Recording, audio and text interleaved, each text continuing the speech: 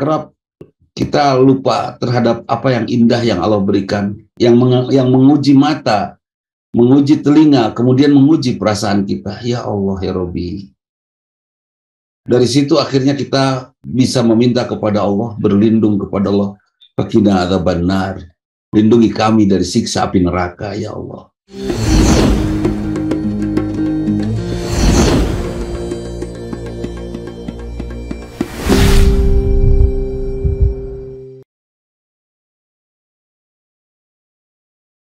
Wa syukran lillah, syadu an la ilaha illallah wahdahu la syarikalah, syadu anna Muhammadan abdu wa rasuluh, amma ba'du.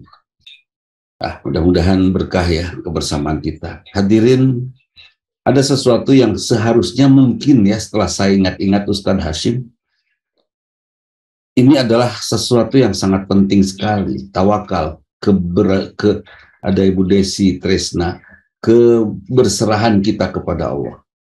Nazela waktu Iman anteng dengan pekerjaannya, Nazela lupa mungkin berdoa kepada Allah untuk dilindungi oleh Allah dari godaan setan laknatullah. Bisa saja godaan setan itu datang kepada kita atau kepada atasan kita, bisa juga kepada perusahaan kita yang akhirnya membuat kita terpental dari perusahaan, kan bisa saja seperti itu. Nah, ternyata berlindung kepada Allah ini adalah perintah dari Allah, ya. Perintah dari Allah. Berlindung kepada Allah. Fasta'id billah, maka berlindunglah kepada Allah dari godaan setan. Nah, mudah-mudahan kita semua juga selalu dilindungi oleh Allah Subhanahu wa taala di sepanjang hayat kita. Kenapa demikian? Karena ya Allah, saya mengalami itu. Saya mengalami godaan setan itu datang. Justru yang saya cintai membuat saya mendapatkan dosa. Saya mencintai mobil misalnya. Dari saya mencintai mobil, ya, akhirnya saya terjerembab kepada dosa. Gitu. Jadi, Masya Allah, hati-hati dengan apa yang kita cintai. Seperti ini. Dalam surat Ali Imran ya, surat Ali Imran ayat 191. Ketika kita melihat sesuatu yang mengagumkan, yang menarik, yang kita suka, nu urang bogoh. Rabbana ma khalaqta hadza batila. Ya Allah, tidak sia-sia Engkau ciptakan semuanya, tidak batal Engkau ciptakan semuanya ini. Rabbana ma khalaqta hadza batila. Subhanaka, dari keindahan yang kita suka itu, kita puji Allah. Maha sempurna, maha suci Engkau ya Allah Subhanahu. Wa qina adzabannar, faqina adzabannar, dan lindungi kami dari siksa api neraka. Artinya apa? Artinya, Masya Allah, sesuatu yang kita suka, sesuatu yang kita kagum, itu bisa saja membuat kita terjerembab ke dalam siksa neraka. Saya mencintai seseorang. Bisa saja yang saya cintai ini menjerumuskan saya kepada siksa Allah. Kerap kita lupa terhadap apa yang indah yang Allah berikan, yang menguji mata, menguji telinga, kemudian menguji perasaan kita. Ya Allah, ya Rabbi. Dari situ akhirnya kita bisa meminta kepada Allah, berlindung kepada Allah. Fakina adzabannar. Lindungi kami dari siksa api neraka, ya Allah. Misalnya, Bu Hera, apa namanya, di tempat kerjanya sangat suka dengan tempat kerjanya, sampai mengagumi tempat kita bekerja. Jangan sampai rasa kagum kita kepada tempat kita bekerja itu membuat kita terjerumus ke dalam siksa. Gitu. Nah, misalnya Kang Dang nih jagoan bikin apa? Pais maecot. Ibunya jagoan bikin pais maecot juara. Gara-gara itu saya bisa lupa kepada Allah. Iya kan? Nah, jangan sampai itu terjadi. Jadi hadirin, yang sering kita lupa adalah berlindung kepada Allah dari godaan setan. Kalau kita mengucapkan subhanallah, alhamdulillah, la ilaha illallah, Allahu akbar, insya Allah Allah sangat suka itu. Tapi mungkin ada yang terlupakan ya Bu Ani di pastor, apa berlindung kepada Allah dari godaan setan. Kita terus mengucapkan kalimat thayyibah, tapi setan juga terus menggoda kita. Sampai akhirnya tanpa terasa kita melangkah salah. Ya kan? Tanpa terasa kita melangkah salah. Seperti seorang remaja berkata kepada orang tuanya, "Pak, nikahkan saya." Padahal mereka masih sekolah dan sepertinya masih boleh disebut untuk masih boleh disebut pantas untuk masih melajang. Kenapa kamu cepat nikah? Alasannya kan supaya saya tidak terjerumus ke dalam zina. Ya Allah. Ya sudah, supaya tidak terjerumus ke dalam zina, jangan memaksa dalam kondisi tidak memiliki ilmu yang mumpuni untuk berumah tangga. Jangan maksa. Yang bisa dipaksa itu bukan menabrak kondisi itu, tetapi justru ayo atuh gitu ya. Bukan nikah yang harus kita lakukan untuk menghindari itu. Ya sudah, jangan berzina, kan itu, jangan mendekatkan diri pada zina. Seperti itu. Banyak lagi yang sepertinya benar. Padahal masalah seperti seorang ibu bertanya kepada saya, boleh nggak Ustaz? Saya meminta cerai kepada suami saya. Kenapa? Suami saya, dia sebutkanlah keburukan. Kalau rumah tangga itu untuk sesuatu yang baik-baik saja, boleh minta cerai. Tapi kan rumah tangga itu bukan untuk sesuatu yang baik-baik saja. Tapi untuk menghandle segala sesuatunya, termasuk keburukannya, untuk menjadi lahan dakwah. Istri saya tidak baik misalnya, bukan harus saya tinggalkan. Tapi saya harus mencari cara yang kreatif untuk menjadikan istri saya baik. Suami saya misalnya tidak kerja, kata seorang istri. Terus bagaimana caranya supaya, boleh nggak saya cerai? Saya sudah malas ngeliat suami saya diam terus di rumah. Gampang sekali kita seperti iya itu. Akhirnya didukung oleh mertua, didukung oleh teman-teman. Kenapa? Padahal tidak seperti itu. Harusnya mencari cara yang kreatif untuk bisa melanjutkan perjalanan rumah tangga dan berdakwah sampai membuat suaminya memiliki semangat. Mungkin ibu boleh ya, ketika suaminya jadi pengangguran di rumah, ibu boleh baca buku-buku motivasi. Dan buku-buku motivasi dihayati, kemudian kita jalankan. Karena insya Allah itu akan bisa mendorong suaminya untuk kerja. Saya ingat sekali ada kondisi, saya waktu itu kuliah ya Ustaz Hasim ya, belum kerja. Kemudian karena saya kuliah belum kerja, mertua alhamdulillah sangat mendukung. Dan saya teruskan kuliah saya, demikian juga istri terus kuliah waktu itu. Dan mertua sama sekali tidak menuntut kerja atau memberi nafkah, sama sekali tidak. Malah sebaliknya, sering memberikan semangat dan ngajajanan. Itu mertua yang hebat ya, ngajajanan. Sampai Masya Allah muncul rasa malu saya kepada mertua. Karena malu kepada mertua, akhirnya saya mencari cara kreatif untuk bisa membahagiakan mertua. Masya Allah. Bahkan sekarang saya sudah punya definisi baru, Ibu Herawati Aidar. Apa definisi saya yang baru? Definisi saya yang baru, saya pertahankan rumah tangga, Nazela, pertahankan rumah tangga, Resa, ya, bukan untuk membela anak. Saya sudah ngobrol dengan Ibu Lina Bella ini. Bukan untuk bukan untuk menyelamatkan anak. Saya tidak mau berpisah sama suami demi anak, jangan. Bukan demi anak. Karena bisa saja suatu saat anak dibawa pasangannya hilang. Ada nggak yang seperti itu? Ada.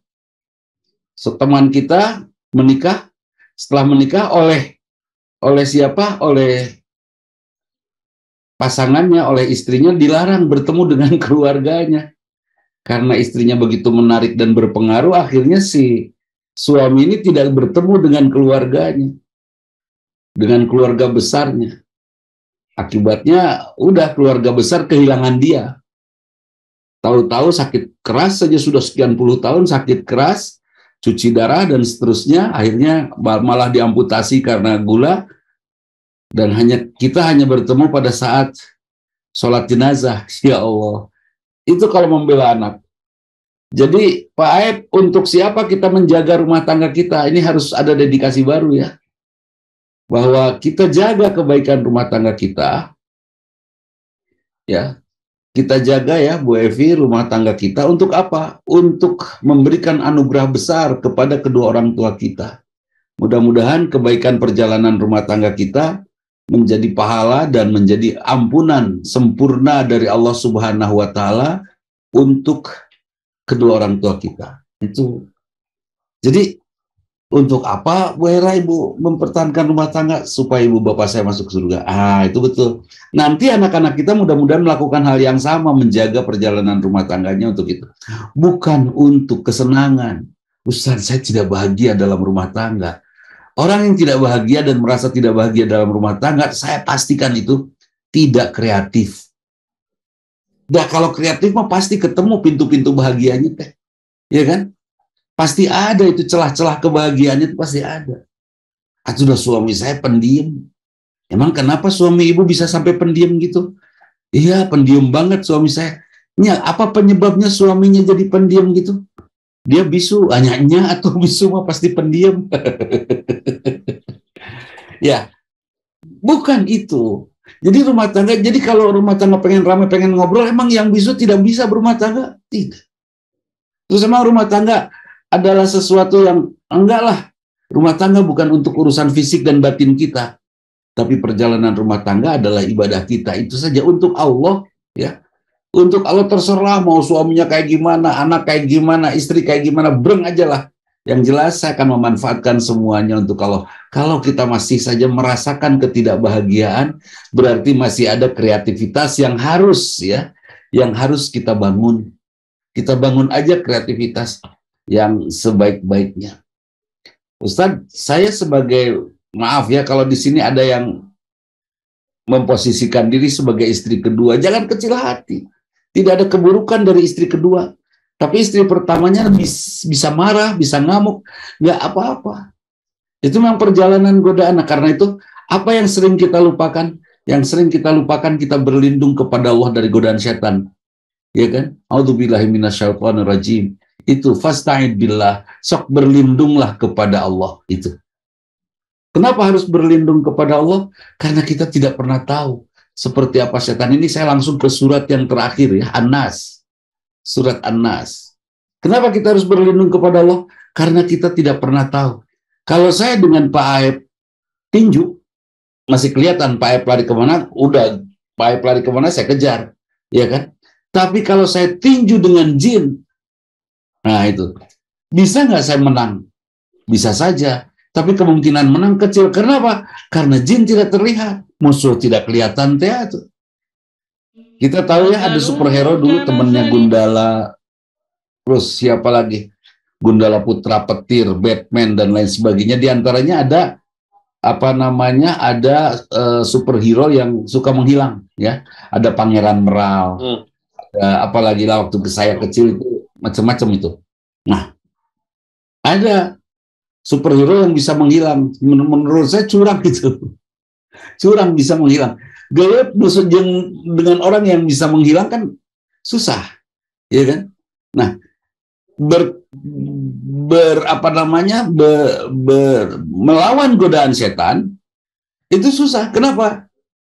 Karena tidak kelihatan. Ya gaib, betul. Karena gaib. Nah, karena itu, karena dia gaib dan kita pasti lemah dan kita juga pasti tidak mampu menghadapi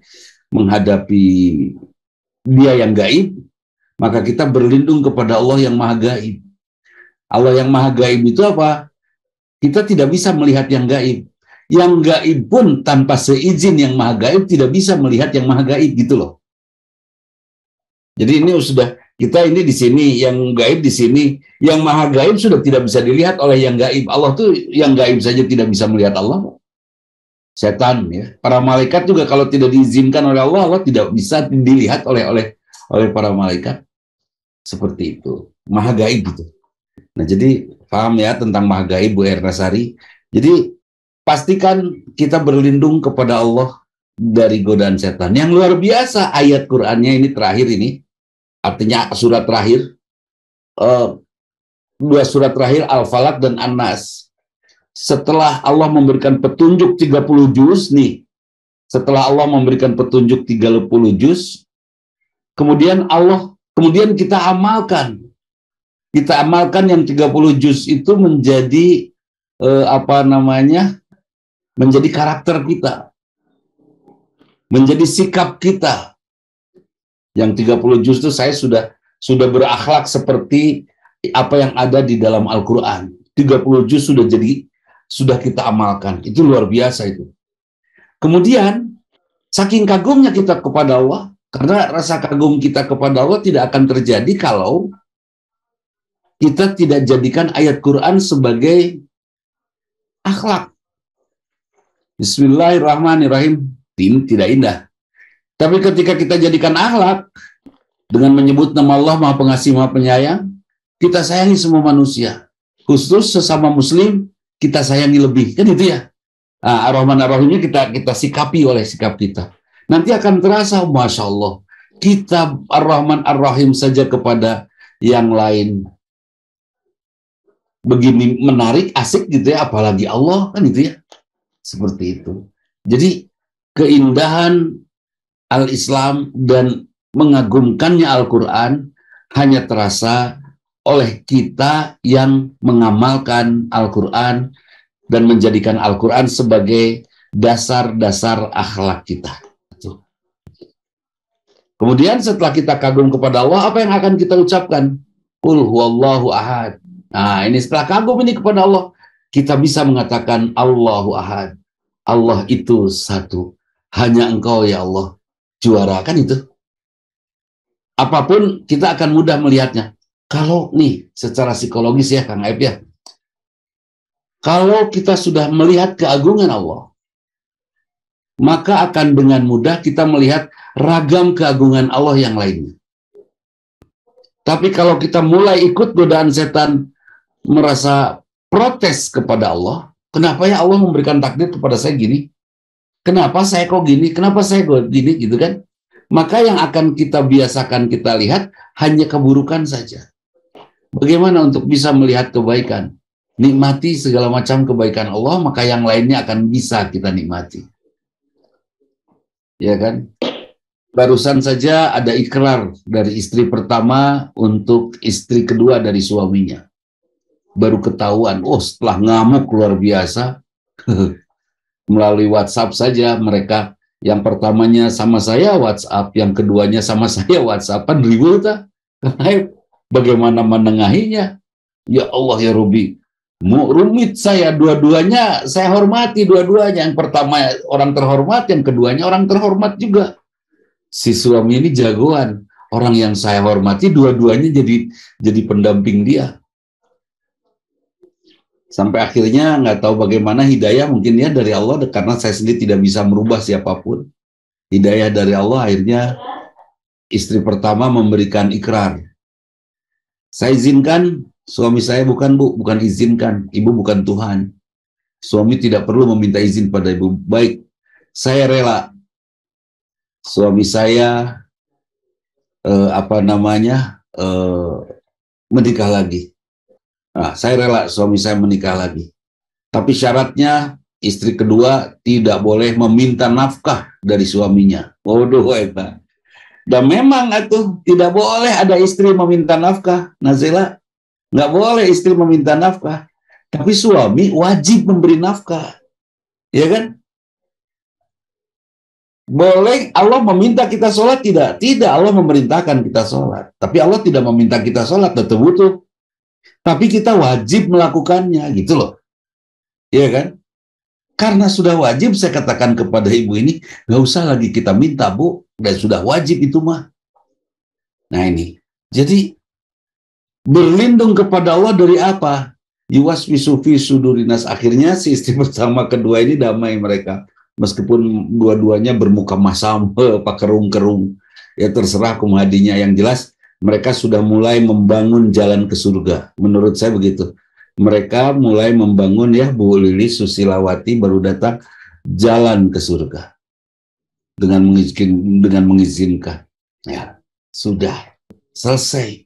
Tapi itu bukan sesuatu yang mudah tentunya. Perjalanan penuh amarah, bahkan lebih dari marah.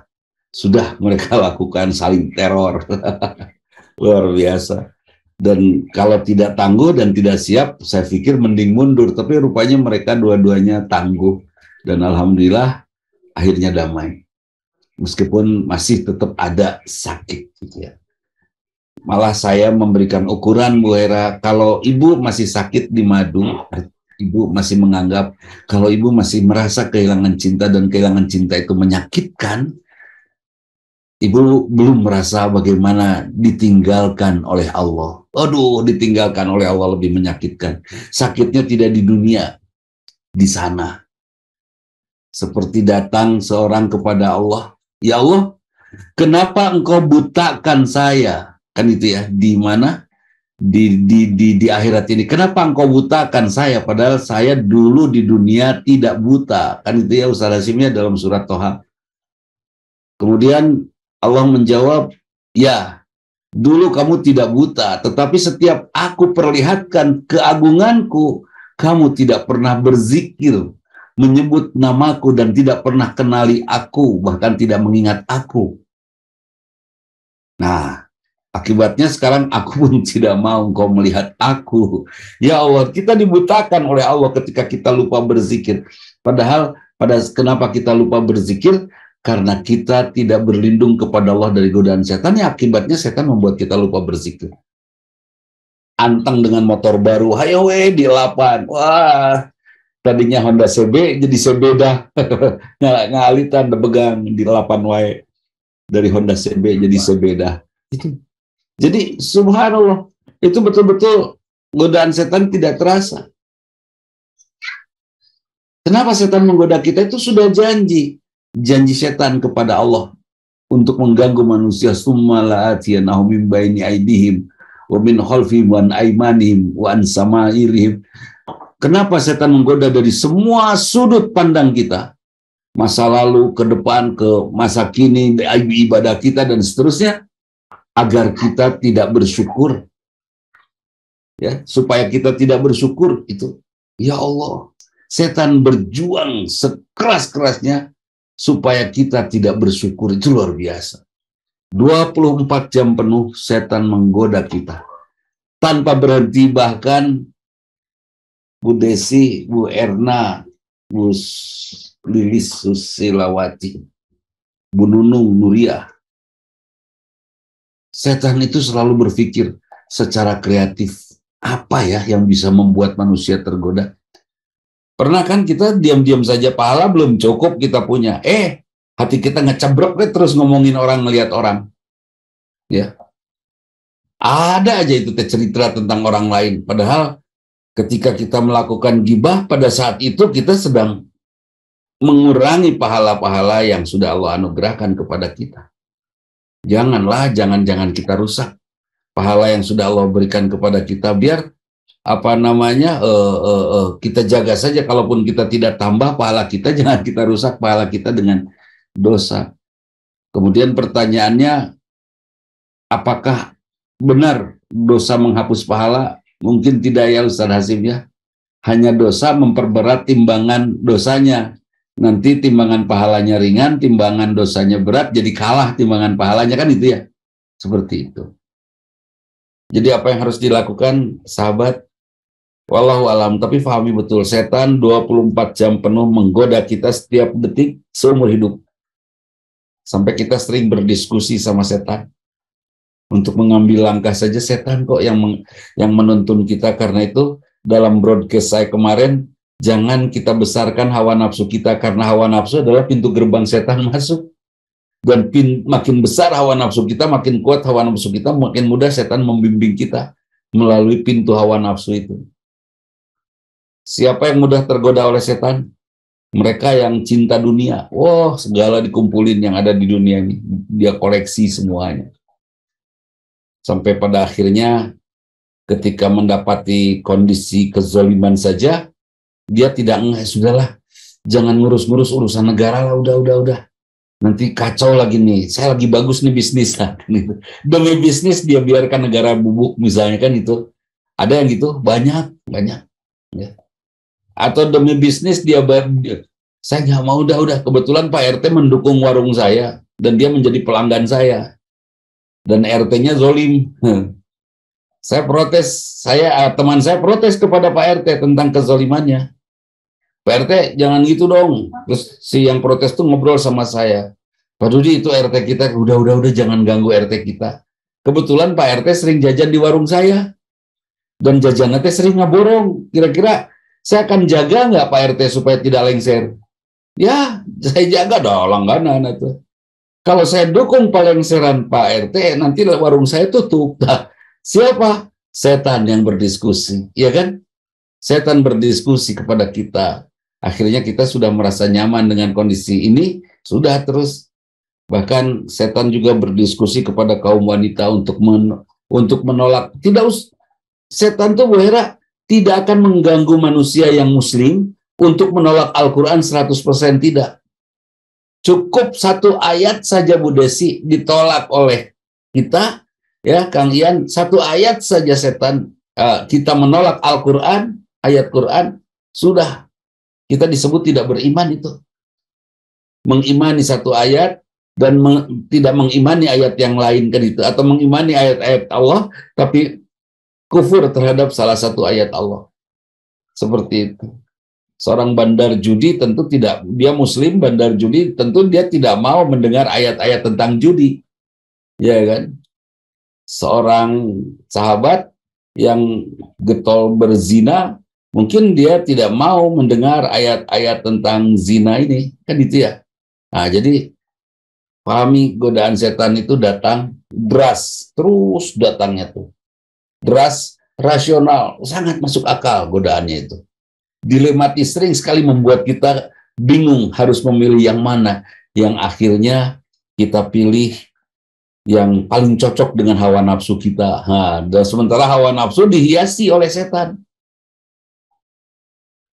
Bu Nurul tadi pagi ada yang konsultasi sama saya, Ustadz, saya punya anak perempuan, terus anak saya sudah sedang dekat dengan calon, mungkin calon yang ngelamar juga belum kok. Tapi ketika anak saya nanya kepada calonnya, selalu saja jawabannya, saya belum siap untuk menikah. Saya belum siap untuk menikah. Terus sekarang Ustadz katanya, ada seorang laki-laki, tapi dia sudah punya teman dekat. Ya, sebut saya dalam bahasa Sunda kabogoh ya. Sudah punya kabogoh. Dia datang menemui anak saya, dan sepertinya dia serius. Dia sudah mapan, Ustadz. Saya tanya, anak ibu berapa tahun usianya? 27. Wah, sudah cukup itu. Nah, sementara yang kekasihnya ini, teman dekatnya anak saya ini, setiap ditanya tidak apa namanya, tidak siap saja kalau ditanya oleh anak saya. Selalu saja tidak siap. Sementara laki-laki yang baru datang itu, yang dekat, yang masih punya kekasih, dia siap. Akhirnya saya tanya Kang Aep, ibu rela memberikan anak ibu kepada laki-laki yang dengan mudah memindahkan hatinya dari dia ke anak ibu? Satu itu. Tapi Ustadz, usianya juga mapan, dia beberapa tahun di atas usia anak saya. Kalau anaknya 27, sebut saja bedanya 4 tahun, berarti 31. 5 tahun berarti 32 umur si laki-laki itu. Tanya oleh ibu kepada anak laki-laki itu, kenapa sampai umur 32 tahun belum nikah, padahal calon sudah ada? Itu kan. Itu berarti laki-laki yang coba-coba ke sana kemari, kan itu ya. Benar tuh, bukan laki-laki betul itu. Coba-coba, mending kalau coba-coba. Ini kalau icip-icip, nah itu bahaya lagi. Ya, udah Bu, lebih baik yang itu aja tuh, yang sekarang menjadi teman akrabnya anak ibu. tapi dia tidak siap saja. Nah, hadirin godaan setan kepada kaum laki-laki atau kaum bapak. Tugas laki-laki menjadi wali itu Wera begini. Saya laki-laki, bapak. Saya punya anak perempuan. Ketika anak perempuan saya punya calon, saya langsung memberikan pertimbangan. Laki-laki yang pre-order calon suami untuk anaknya. Itu. Nah, memilihkan malah.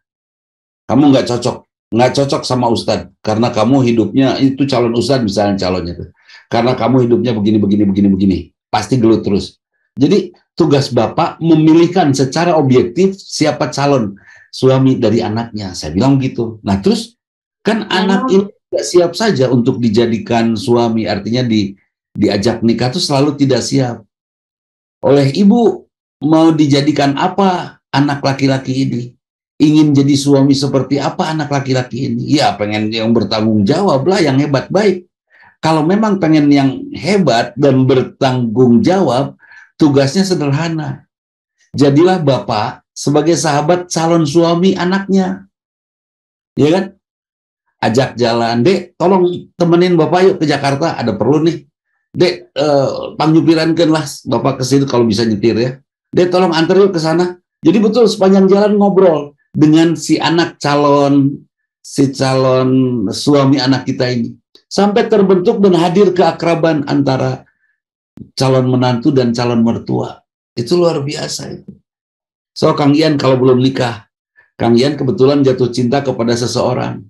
Terus si calon mertuanya atau orang tua dia nyuruh Kang Ian, Ian tadi pangalakeun maung di leuweung, kira-kira siap nggak? Pasti siap lah. Dipikir lagi, udah mau nggak tuh Ustaz, udah sieun itu nggak, pokoknya mah kata si bapak teh pangalakeun maung yang bapak yang buntut. Nah, pemetikan saat itu buntut maung misalnya mikir nggak, banyaknya calon menantu yang baik dan sangat cinta kepada calon istrinya, dia akan pergi ke hutan, akan saya cari. Pangalakeun, iya, pangalakeun itu tolong ambilin ini, beliin ini, beliin, pasti nurut sama calon, bahkan bangga.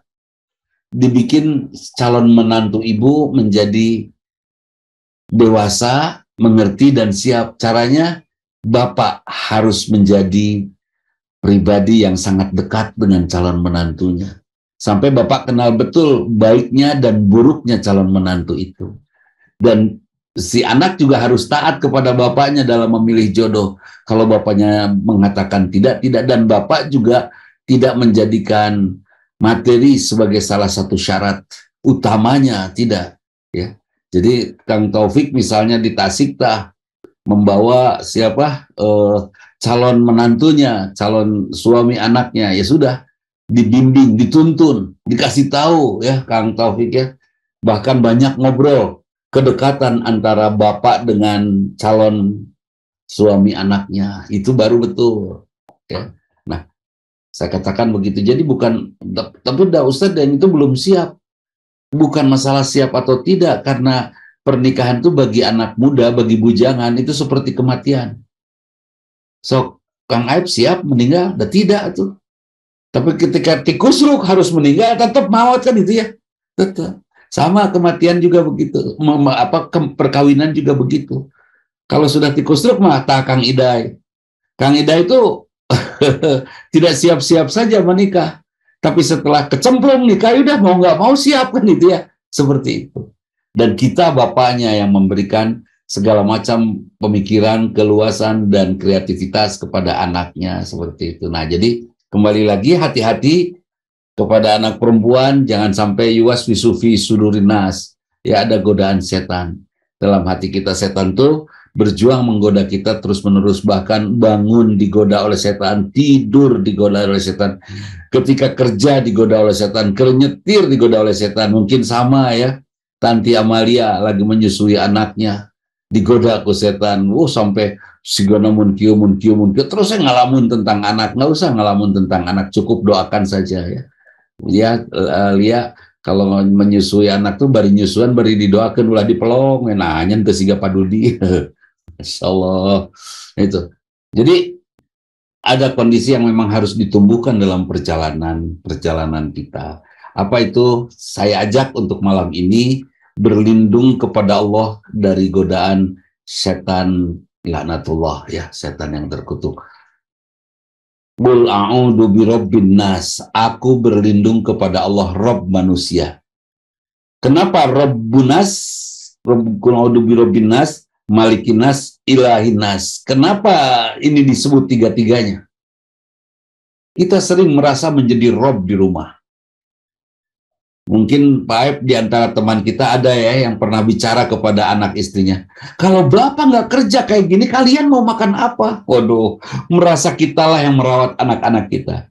Atau Bu Nurul waktu anak-anak kecil, mungkin ada ya Bu Yeti, Bu Erna, Bu Lilis, mungkin ada perasaan, kalau saya meninggal nanti siapa ya, kata Bu Rahmata, yang akan merawat anak-anak saya? Ya Allah, nggak usah khawatir, Eci, Damang, ya. Rebunas. Kenapa rebunas? Karena kita kerap merasa bahwa kita yang merawat keluarga kita. Ya kan? Kita nyumbang ke mana? Ke Cianjur sampai 1 miliar. Nah, ceritanya kan ada Ustadz kemarin nyumbang 1 miliar tuh. Dan saya ingatkan itu, hati-hati Tad. Bukan kita yang memberi makan saudara kita di Cianjur itu. Tetap Allah, ya. Bu Elia, jangan sampai takut suami tidak memberi nafkah, karena memberi nafkah kepada kita Allah, ya. Bu Mulyani, Bu Lili Sugiyarti, ingat, yang memberi nafkah, yang memberi makan kita Allah. Ultraman, Anggi, ya, jangan kita menganggap karena kita kerja kita dapat nafkah, tapi pekerjaan kita adalah ibadah kita kepada Allah, mau berhasil mau tidak berhasil. Ya, Ian, tidak ada ceritanya nggak dapat order nih dari busana muslimah nih, Kang Ian nih, saya umumkan saja kepada hadirin semua ya. Jadi saya dapat kiriman baju nih dari Kang Ian, enakeun aslina Nazila. Terus saya tanya spesialisasinya apa? Bu Eli, ternyata Bu Elia, Kang Ian ini punya spesialisasi membuat busana muslimah. Masya Allah, itu enakeun betul. Nah itu. Jadi kembali lagi, jadi Robbunas, kita sering merasa menjadi Rob, menjadi perawat, menjadi pemelihara. Kita merasa suami saya kalau nggak saya rawat, dulu tahu nggak dia tuh datang ngelamar saya kucel. Ih, amit-amit. Kenapa tuh ibu mau? Nggak tahu, ini kayaknya dipelet deh. Pakai guna-guna sama suami. Padahal nggak aslinya tuh, lihat potret suami waktu dulu kucel. Hei ibu-ibu, silahkan lihat potret suami ibu masa lalu. Nggak ada yang kasep, sumpah nage. Karena suami mah kasepnya tuh makin kesini makin kasep ya, Nazila ya. Aiman dulu waktu pas datang kan begang ke pararuguh te kasep lah. Sekarang makin kasep. Kan seperti itu ayatnya tadi, Aiman ayat. Itu makin hari makin kasep, makin jelas bentuknya. Saya sepertinya diguna-guna deh dulu sama suami saya. Kalau bukan saya yang ngerawat, mungkin suami saya nggak akan berubah menjadi kasep, menjadi tampan seperti sekarang. Ya Allah, bukan kita yang merawatnya. Dulu dia datang sakit jantung, dianggapnya saya datang, saya merawat dia. Padahal kalau tanpa kita pun Allah yang merawatnya kan itu ya. Kalau memang harus hidup, hidup. Kalau tidak hidup, ya tidak kan itu ya. Seperti itu. Jadi kadang-kadang manusia sombong. Seperti ini. Seorang kakek ditanya oleh anak-anaknya, oleh teman anak-anaknya. Abah, hebat si Abah, umur 80 gini, sehat gini. Apa jawaban si Abah dengan angkuhnya? Dia bilang, alhamdulillah, Abah mah pertama setiap jam 3 sebelum tahajud, Abah mandi pakai air dingin. Wes, gayawan. Terus setelah sholat subuh, Abah baca Quran. Beres baca Quran, kurang lebih setengah 6, Abah jalan. Ini resep sehat Abah. Wes, ya Abah. Allah bertanya kepada kita, antum anzaltumuhum minal wuzni am nahnu nazilun? Apakah kamu yang menurunkan hujan dari langit atau kami yang menurunkannya? Hei, ingat, kami yang menurun. Apakah olahraga kamu yang membuat kamu sehat atau kami yang menjaga kesehatan kamu? Itu bukan, kita bukan Rob. Qul a'udzu birabbin nas. Aku berlindung kepada Allah, Robnya manusia. Setan menggodakan bahasa kita yang menjadi Robnya. Sampai karena kita merasa Rob, kita mudah marah ketika ada orang-orang yang kita rawat tidak berterima kasih kepada kita. Nazila, saya mungkin ya, Nazila bisa tahu. Kecewa nggak sih saya? Ketika saya melihat alumni-alumni Bu Nurul, alumni-alumni madrasah, berpapasan saya dengan dia, saya berpapasan gitu, dia nggak nyapa Bu Nurul. Nggak, Pak Haji, atau gimana ya, Pak Dudi, nggak nyapa, lempeng, weh. Jadi, ya Allah ya Robi, ternyata itu ujian buat saya. Hei Dudi, kamu bukan Rabbun Nas, kamu bukan yang merawat mereka, bukan kamu yang membuat mereka sekolah.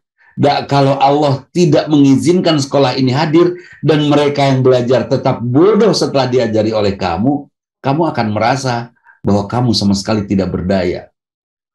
Terus kenapa atuh selama ini kamu merasa bahwa kamu yang mengajari, mendidik, memberikan ilmu? Nah, itu ya Allah, Rabbun Nas, hati-hati. Kang Ian, kalau nggak Kang Ian saya ajari menjahit, mungkin Kang Ian tidak menjadi penjahit, malah akan jadi penjahat. Nah, enggak lah, Kang Ian menjahit karena memang Allah yang mengajarinya. Kang Aib tidak akan tidak akan diberdayakan lagi oleh PT Taspen mungkin. Kalau Kang Aib tidak dekat dengan si A, si B, si C, tidak, bukan mereka Kang Aib yang membuat Kang Aib masih bisa sibuk di sana. Siapa? Allah yang mengizinkannya. Ingat, Rabbun Nas, Allah yang merawat kita. Qul a'udzu birabbin nas, malikin nas, yang merajai manusia. Kita harus berlindung kepada Allah yang merajai kita. Ingat, bukan kita rajanya. Sampai ada seorang bapak marah ketika merasa tidak dihormat oleh istrinya. Jangan. Biarkan Allah saja yang menghormat kita. Ya kan? Atau seorang ibu yang marah ketika anaknya tidak menghormati dia. Jangan. Biar Allah saja yang membuat kita terhormat dan menghormati kita. Kitanya saja tetap menjadi hamba yang menjadi seorang yang memiliki perilaku terhormat. Udah. Mau dihormat, mau enggak, terserah. Yang jelas kita akan tetap menjadi hamba yang selalu berjuang untuk menjadi terhormat di sisi Allah. Itu. Ya. Ini saya membaca ayat ini seru.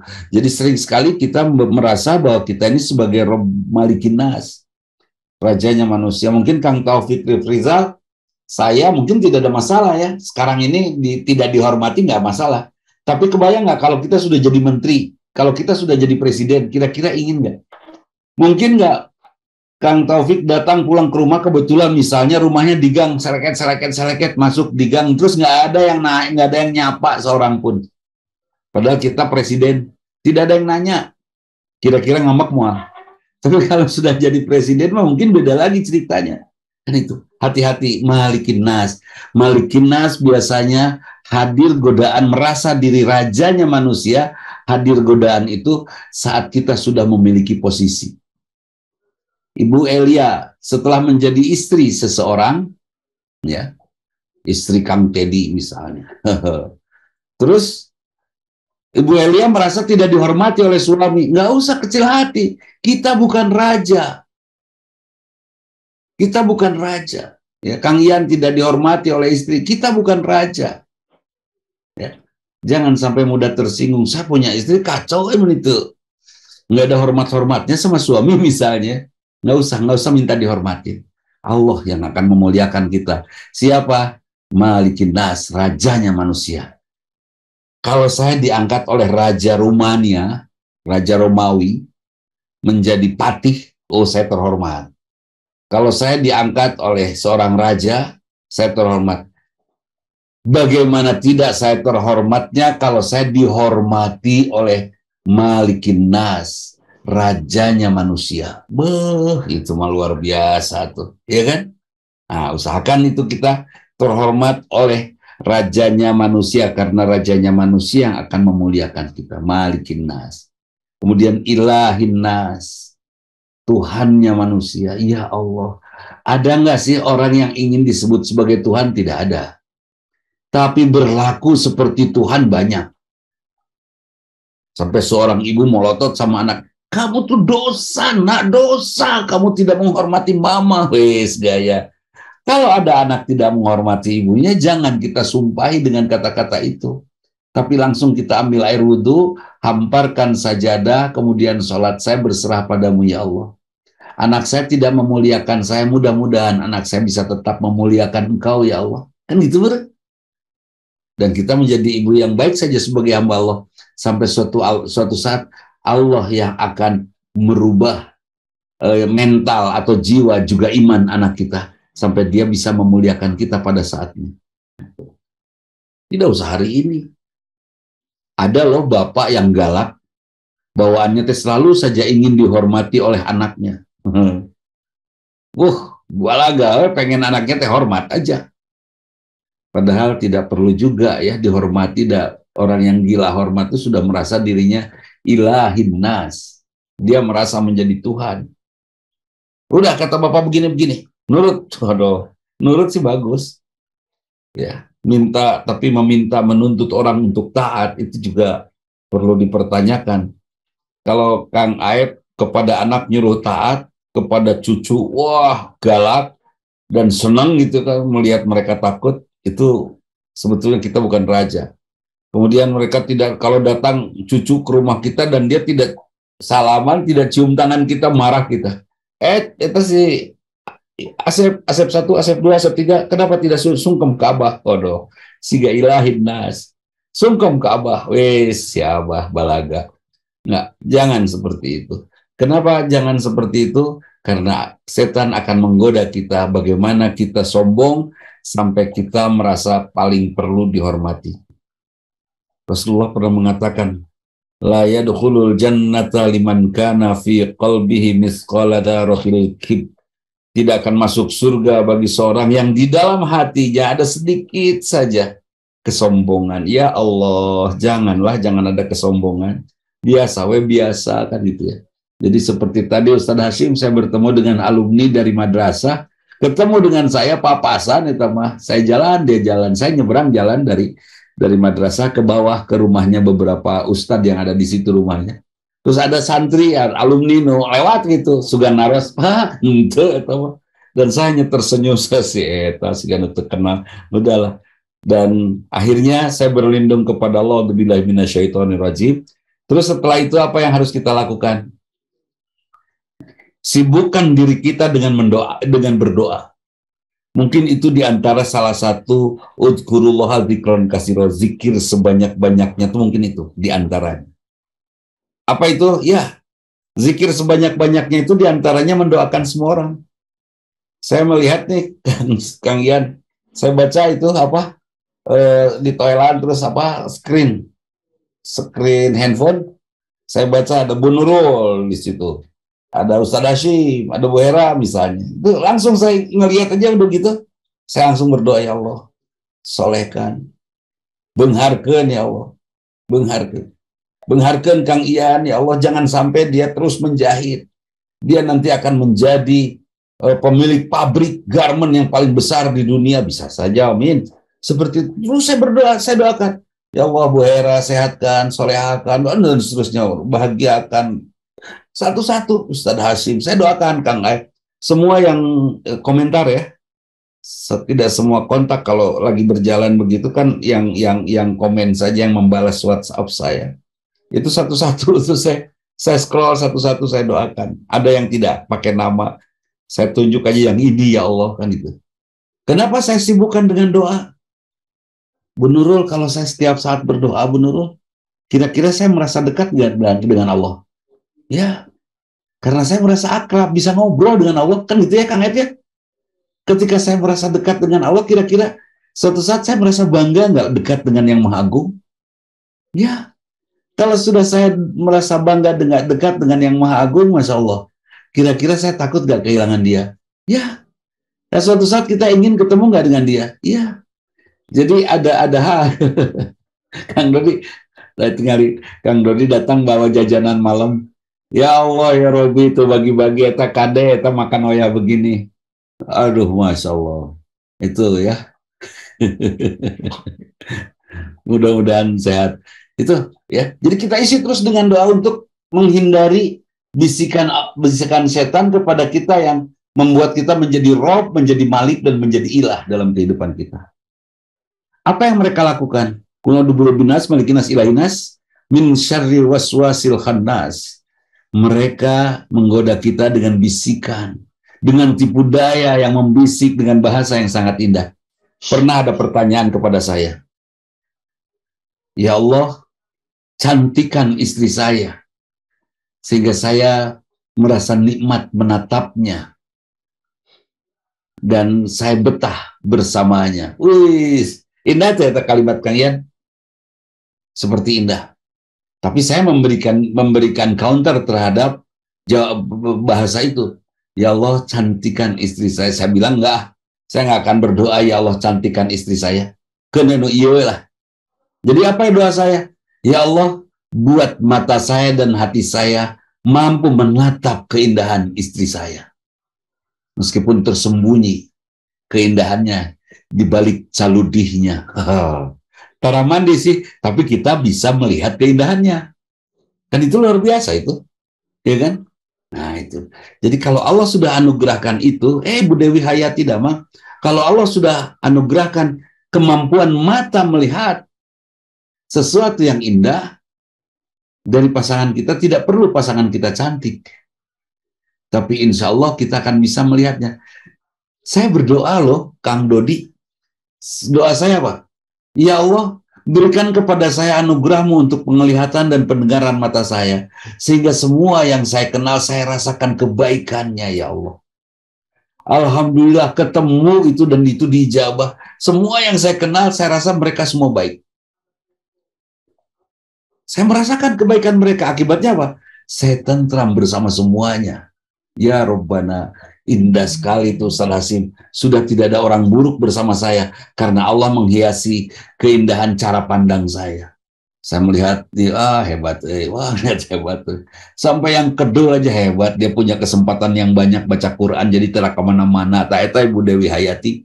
Jadi tidak ada yang buruk sedikit pun yang kita lihat, karena Allah sudah menganugerahkan mata yang baik kepada saya untuk bisa melihat semuanya jadi indah. Tak eta. Itu doa ternyata itu diijabah. Dari kebiasaan kita mendoakan orang banyak. Di jalan lagi nyetir, ya Allah, ada yang nyebrang sing benghar, ya Allah, mudah-mudahan kaya raya, dan bermanfaat bagi seluruh keluarganya dan keluarga besarnya, amin. Jalan lagi, terus ada anak kecil yang mabuk, ya Allah, berikan kemampuan berhayal yang luar biasa tanpa harus menggunakan barang haram itu, ya Allah, sehingga dia bisa menikmati hidupnya dengan sebaik-baiknya dan mewujudkan semua hayalannya dalam ikhtiarnya. Masya Allah, itu ya. Jadi min syarri waswasil khannas, dari kejahatan bisikan, alladzi yuwaswisu fi sudurin nas, berbisik di hati manusia, minal jinnati wan nas, dari jin dan manusia. Emang ada begitu manusia yang menggoda? Ada, Bu. Hei, kepada ibu-ibu muda yang masih merasa cantik, tip, hei, jangan bersolek pergi keluar rumah, ulah gumelis, jangan membuat diri Anda cantik terlihat oleh orang banyak. Karena Anda akan termasuk minal jinnati wan nas, Anda akan termasuk manusia yang menggoda mata orang. Yang muda, di sini ada Taufik, di sini ada Pandang, ada siapa lagi? Bu Lina, si Akang mah sehatnya, ada Kang Idai, ada Dede Sutirman. Mungkin mereka melihat yang cantik biasa-biasa saja. Tapi kalau saya, Kang Aep, ninggal yang cantik itu rada rudetnya. Nah, goda. So, kita mungkin Ustaz Hasim, itu menggoda perjalanan menuju surga itu. Pas saya nugelis, kelepak.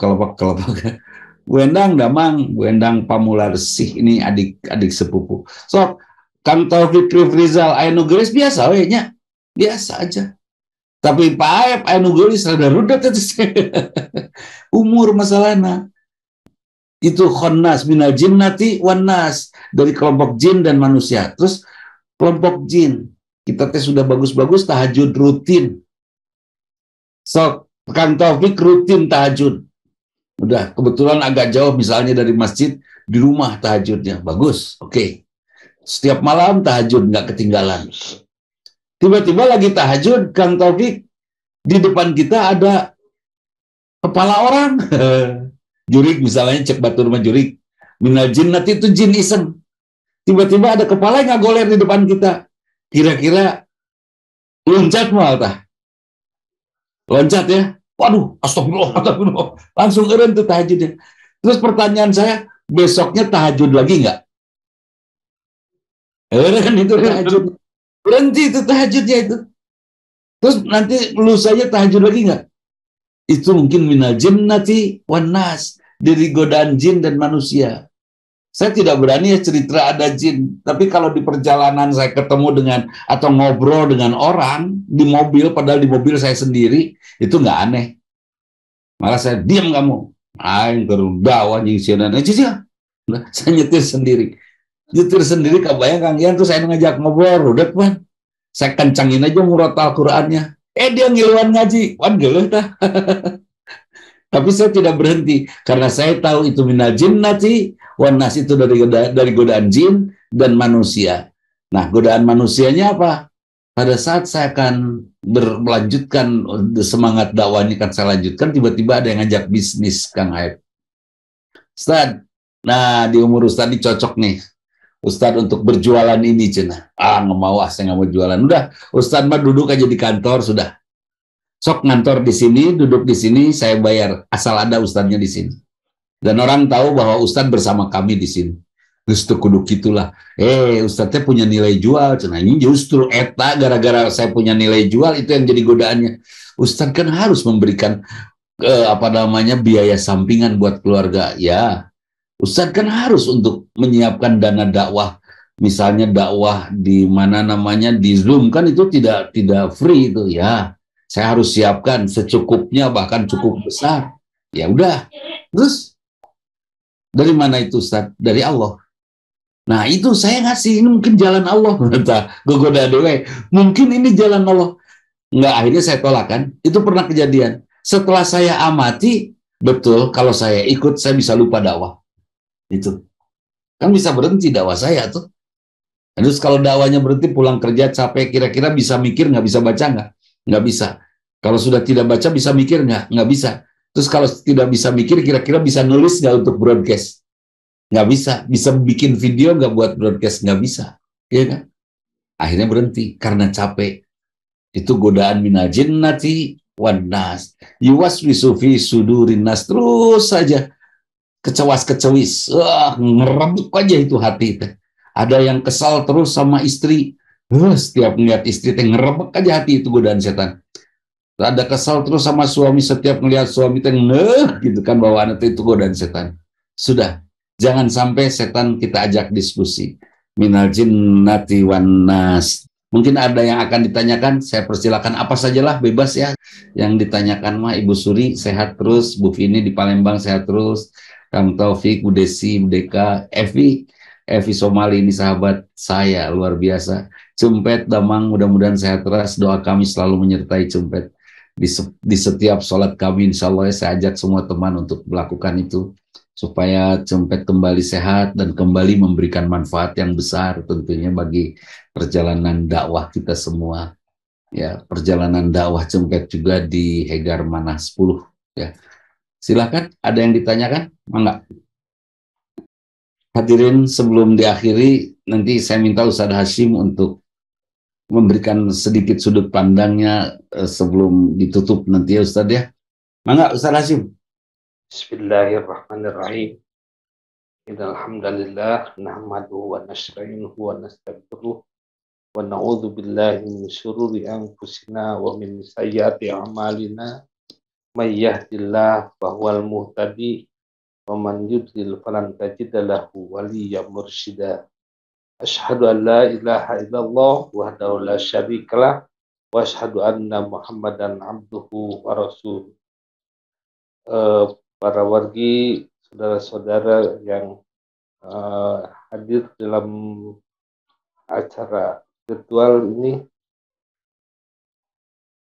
selamat bahagia, selamat mudah-mudahan ada dalam lindungan Allah dan dalam jalan Allah Subhanahu wa Ta'ala. Sebenarnya tadi sudah cukup, sudah banyak, sudah jelas, sudah banyak, sudah luas uraian di Ustaz Dudi. Di antaranya godaan setan lalu mengintai kepada manusia, pada kita semua. Ya, memang janji setan, sayujayyinahu, saya akan menghiasi semua kemaksiatan yang ada di dunia ini. Sehingga kemaksiatan tampaknya bagi manusia selalu indah, selalu menarik, dan selalu menggiurkan. Ya, boleh coba umpamanya sekarang kemaksiatan atau kesalahan yang kita lakukan tentu lebih indah bagi mereka, bagi kita semuanya. Contoh kita umpamanya kalau ada dua insan yang sedang berjalan dari lawan jenis tanpa belum terikat dengan pernikahan, tentu semuanya itu akan indah. Beda dengan nunggu kawin, semuanya duka di apa? Dipolesnya jadi jelek. Kalau umpamanya sedang berjalan, sodakoh memberi pun akan selalu mudah, padahal belum tentu jadi pahala. Kalau sebelum menikah berbeda dengan setelah menikah, itu sudah jadi pahala, kadang jadi pedih. Umpamanya lagi sebelum nikah segala ditawarkan, mau es, mau apa, mau mana, rujak, bakso atuh, sampai balon atau balon, ya segala yang saya ditawarkan. Padahal kalau sudah menikah itu yang akan menjadi pahala. Satu suap pun akan menjadi pahala. Sekarang umpamanya sudah menikah, Pak, kita sebelum perang taraweh, didinya tak ya bakso anyar, ke orang nyimpang gelanya. Jawabnya mana? Pas madang, tas terlebok, karena bakso. Padahal akan menjadi pahala. Berbeda dengan sebelum menikah, segala ditawarkan. Sedang berjalan, tersandung umpamanya kaki, gimana? Dicarikan lain pasangannya kalau sebelum menikah. Awas satu eta batu teng halangan we. Nah gitu. Tapi lamun geus nikah teh tajong dideleh batu teh. Nah, padahal itu sesuatu yang jelek, sesuatu yang yang keliru, yang salah, yang berdosa itu dihias oleh setan sehingga harus akan tampak menjadi indah. Jadi umpamanya banyak lagi contoh-contohnya yang selalu tampak di ciwit ya ku kabogoh mah moal nyeri katarik ge. Tapi lamun ku pemajikan seeutik oge adupak seeutik ge ngambek. Nah itu karena memang dibalikkan oleh setan alladzi yuwaswisu fi sudurin nas yang selalu membisikkan di dalam hati manusia sehingga akan tampak menjadi menjadi terbalik seakan-akan yang menjadi pahala tidak dilaksanakan. Kalau tidak menjadi pahala sebelum menikah, tidak menjadi pahala segala ditawarkan, tidak pernah jadi segala ditawarkan beri untuk jadi pahala oge. Nah karena itu mudah-mudahan kita selalu menghindar, selalu menjaga dari kesombongan, dari bisikan setan yang selalu mudah-mudahan mengajak kepada kita. Sebenarnya kita menjadi orang yang kafir, menjadi orang yang kafir, tidak kafir itu bukan berarti tidak beriman. Setan katakan kafir. Wa idh qala rabbuka lil wa idh qultum wa idh qala Rabbuka lil malaikati isjudu li Adam fasajadu illa isjudu li Adam fasajadu illa iblis aba wastakbara wa kana minal kafirin. Sebenarnya setan itu benar-benar iman atau kafir dinyatakan. Tapi kafir ini kafir tidak taat kepada Allah.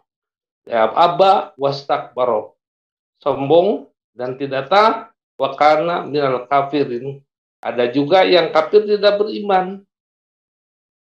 Innal ladina kafaru sawaun alaihim anggartahum am lam tungdirhum la yu'minun.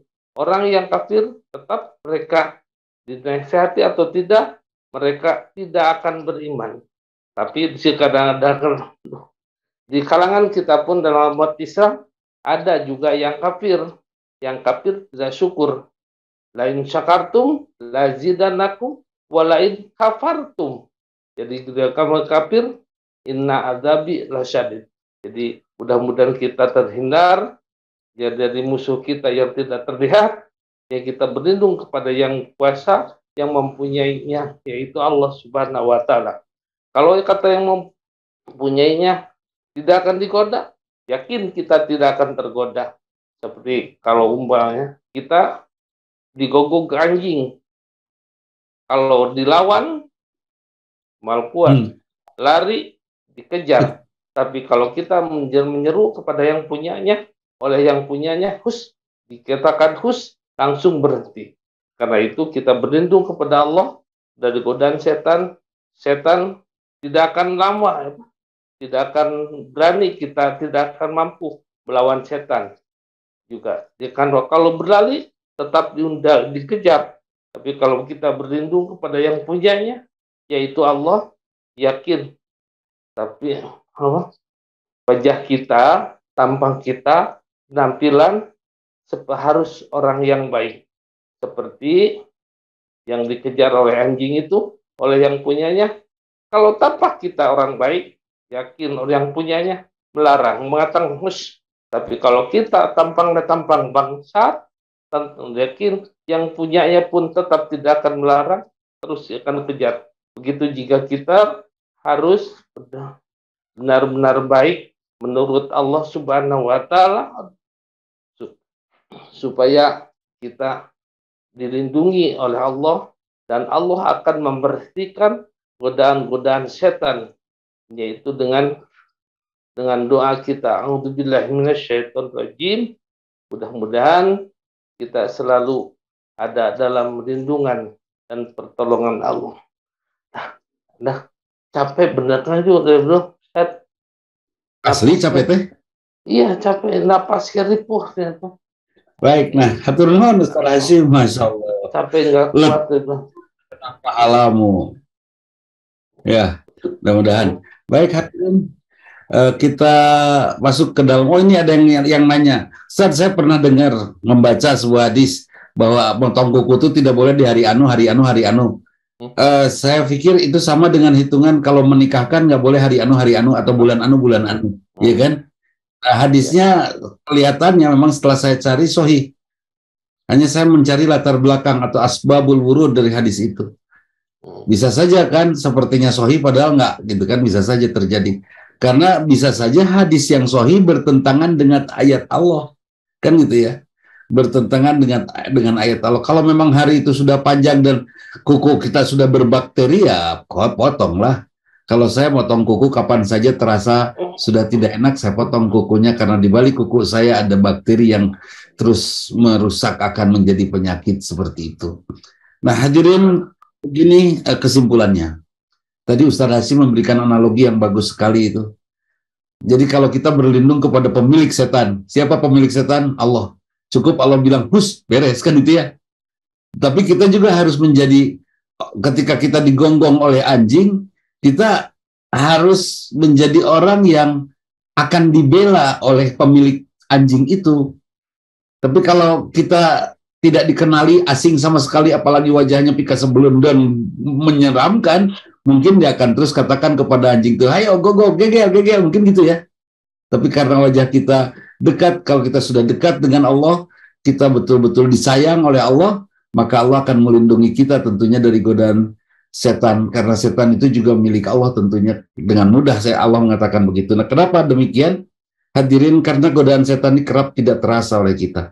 Tadi saya sampaikan, setelah kita kagum kepada Allah dengan mengamalkan Al-Quran, kita akan mengucapkan kepada Allah dengan kalimat Qul huwallahu ahad, hanya Engkau ya Allah. Tapi ingat, meskipun kita sudah bertauhid kuat, ya, setan akan tetap mengganggu. Karena itu di ujung Al-Quran Allah mengingatkan kita dengan kalimat Qul a'udzu birabbil falaq min syarri ma khalaq dan seterusnya. Qul a'udzu birabbin nas malikin nas ilahin nas. Justru ayat surat An-Nas nih, ayat-ayatnya mengingatkan kita dari satu dosa dan penyebab segala dosa yang lainnya, kesombongan, ya. Robbunas, kalau kita merasa menjadi Rob, Malikinas, merasa menjadi Malik, Ilahinas, merasa menjadi ilah, sembahan, menjadi raja, menjadi perawat yang merawat manusia, kita sudah sombong. Jadi kalau kita sudah merasa mengamalkan semua ayat Quran, tetaplah merendah, ya, tetaplah merendah. Kalau kata Bu Nurul mah, meskipun udah jadi ustadz, ya Bu Nurul ya, kalau ada WhatsApp teh jawab dong. Jangan so sibuk. Iya betul. Siap Bu Nurul lah pokoknya mah. Akan saya jawab kecuali dan mohon maaf kalau ada yang tidak terjawab karena terlewat atau sengaja tidak saya jawab karena pada saat itu handphonenya sedang macet gitu kan. Nah, seperti itu. Jadi kagumi Allah dengan cara kita mengamalkan isi Al-Quran sampai kita mengungkap kalimat Qul huwallahu ahad dan terus berlindung kepada Allah. Kalau kita sudah ucapkan subhanallah, alhamdulillah, la ilaha illallah akbar di sepanjang perjalanan kita ketika kita tidak ngobrol, kalau tidak ngobrol kan ucapkan itu. Rasulullah tuh pada saat tidur matanya sedikit terbuka dan beliau selalu mengucapkan kalimat subhanallah, alhamdulillah, la ilaha illallah akbar sepanjang hayatnya saat-saat tidurnya. Tidur Rasulullah adalah berzikir. Nah, kemudian juga kata istri-istri Rasul, Rasul selalu berdoa kepada Allah. Ini doa yang paling banyak Rasulullah ucapkan. Ya maqalibal qulub sabit qalbi ala dinik. Ya, wahai penggerak hati, tetapkan hati kami dalam agamamu. Itu Rasulullah sangat sering sekali mengucapkan doa. Itu kata istri-istri Rasul. Dan pertanyaan Kang Ian tadi memang perlu diwaspadai. Ya, kalau seandainya ada sesuatu yang naon sih nggak logis, mari kita cari ayat-ayat Quran. Kira-kira ada yang nggak yang berbenturan dengan ayat Quran. Hadis itu berbenturan nggak dengan Quran. Nah, kemudian kita berlindung kepada Allah dari godaan setan, karena memang, Masya Allah, yang namanya setan, laknatullah, itu tidak terlihat oleh kita. Dan bisa saja, Ibu Yuli, kita kalah oleh setan. Bisa saja dan sangat bisa kita kalah oleh setan. Sangat mudah. Mungkin tidak setan mengganggu tidur kita. Bu Nurul dengan Pak Dodi tidur. Tiba-tiba Pak Dodi mimpi ngalindur. Nyebut nama dengan mesranya, Aisyah, Aisyah. Kira-kira digaplok nggak sama Bu Nurul? Ulah Bu Nurul, itu teh godaan setan yang mengganggu tidur Pak Dodi untuk bisa apa namanya, untuk bisa untuk ngalindur kan gitu ya Kang Aib ya, untuk ngalindur sehingga perjalanan rumah tangganya terpecah hancur. Setan mah bisa saja menggoda kita, mengganggu kita meskipun saat kita sedang tidur, akan dimanfaatkan oleh setan yang dilaknat oleh Allah. Nah, karena itu kita berlindung terus kepada Allah. Mudah-mudahan hari ini ke depan sampai akhir hayat kita berlindung terus kepada Allah sampai pada saatnya kapan kita paling ingin dilindungi oleh Allah. Saya paling ingin dilindungi oleh Allah saat saya menghadapi syakaratul maut. Itu. Itu kalau Allah pada saat saya menghadapi sakaratul maut karena saya tidak pernah berlindung kepada Allah dan saya tidak pernah taat kepada Allah dengan serius. Tahu-tahu Allah teh pada saat kita menghadapi sakaratul maut meninggalkan kita. Dan malaikat yang baik-baik semua pergi meninggalkan kita. Tinggal malaikat yang sidadun, hiladun, malaikat yang dengan ketaatannya dan kejamnya mencabut nyawa kita, Israel. Ya Allah, ya Robi, sakit sekali itu. Ya. Seperti apa sakaratul maut kemarin saya bayangkan, saya gambarkan dalam video yang saya kirimkan kepada semua. Kita tidak tahu seperti apa sakaratul maut dan nggak ada yang pernah cerita. Nanti kita akan mengalami meskipun kita tidak akan pernah bisa ceritakan. Aduh, nggak pengalaman teh hayang ngadongeng meureun gitu kan ya. Aduh, saya pengen ngasih tahu ke Pak Dodi mau cek ya Pak Dodi ulah gitu lah. Atau misalnya Pak Dodi yang meninggal, Pak Dodi itu ngomong dalam hatinya di alam barzah sana, aduh saya pengen harus ketemu dengan Dudi, tapi Dudi ngaco, Dudi jangan gitu, Dudi, aduh, tapi tidak bisa disampaikan ke ente. Ian jangan gitu, Ian nih ternyata kematian teh gini, Ian coba. Baik pula gitu, baik kematian teh gini, ngeri nggak sih kita ngalamin tapi nggak bisa cerita. Masya Allah, itu saja sudah menjadi kengerian yang menurut saya akan, kalau hidup itu depresif itu sifatnya. Subhanallah, berat sekali. Berat sekali. Ya, mudah-mudahan Allah lindungi kita semua dari godaan setan yang dilaknat oleh Allah, sehingga perjalanan kita bisa tentram menjalankan ibadah sampai akhir hayat kita. Siapapun yang akan duluan pulang kepada Allah, ya mudah-mudahan tetap berada dilindungi oleh Allah Subhanahu wa taala. Khusus ini Ibu Elia Kusuma Dewi Wilujeng ya, selamat ya. Mudah-mudahan tuh bayi yang digendongnya sehat. Nggendong bayi ngabibita. Kemarin saya ada aki-aki ya, Kang Aep. Aki-aki datang ke rumah ibu, ke rumahnya, ketemu sama si ibunya, istrinya nenek-nenek. Aduh, tadi aku ngelihat itu teman-teman cina melahirkan anak gitu. Emang anaknya lain incu cina. Terus kunaon gitu ngelihat anaknya melahirkan cucunya. Ya jadi kabita hayang boga anak deui digaplok atuh ku ninina keplak ari ente geus kolot hayang anakan deui cenah kitu. Ya Allah ya lebih aya nu kitu nya aki-aki heureuna masa kari heureuy jeung istri tong aneh-aneh mesti digaplok. Itu ya. Mudah-mudahan Allah ridho kepada kita dan Allah tuntun kita terus sampai Allah temani kita dan melalui para malaikatnya tentunya pada saat kita menghadapi syakaratul maut. Sakitu nu kapihatur hapunten bilian tumerna. Mudah-mudahan Allah ridho. Kita ketemu lagi Kamis yang akan datang. Tetap ya, linknya saya sebar, saya umumkan melalui status di WhatsApp saya. Karena yang datang ke sini pasti ngelihat status atau dapat kabar dari teman yang ngelihat status. Mudah-mudahan Allah ridho. Itu saja, mohon maaf. Aku qouli hadza wa astaghfirullah li wa lakum. Assalamualaikum warahmatullahi wabarakatuh. Waalaikumsalam. Waalaikumsalam warahmatullahi wabarakatuh.